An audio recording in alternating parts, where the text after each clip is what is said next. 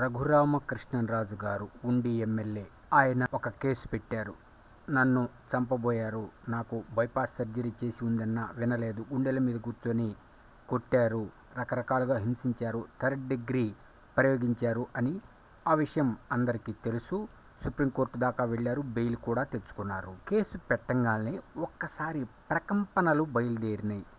ఏం జరుగుతుంది, ఎలా ఉండబోతుంది, అరెస్టులు ఉంటాయా, అరెస్టులు ఉంటే మరి ఏ విధంగా ఉంటుంది, కోర్టులో వాదనలు ఏ విధంగా ఉంటాయని.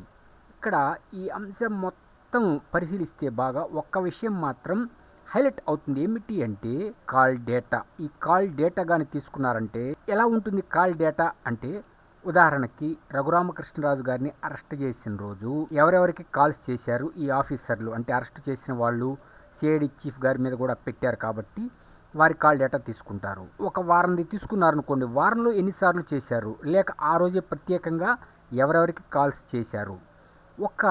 ఈ కేసు పెట్టిన వాళ్ళ డేటా కాకుండా కాల్ డేటా ఇక మిగిలిన వాళ్ళవి కూడా, అనుమానం ఉన్న వాళ్ళవి కూడా తీసుకుంటారు.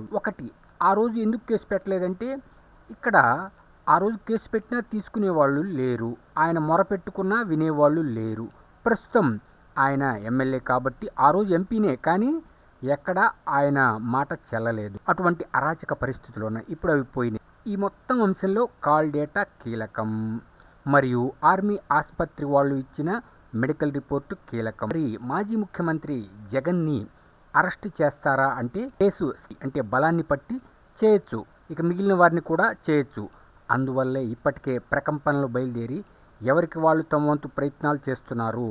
ఏదో విధంగా కేసుని పక్కదారి పట్టియాలని. కానీ ఇక్కడ పక్కదారి పట్టియటానికి రఘురామకృష్ణరాజు గారు ఏమీ చిన్నపిల్లవాడు కాదు. ఆయన తేరారు, ఆయనే వాదించుకోగల కెపాసిటీ ఉంది, అంత స్థాయిలో ఉన్నారు ఆయన. సో అది కాక సామాన్యంగా వదిలిపెట్టరు.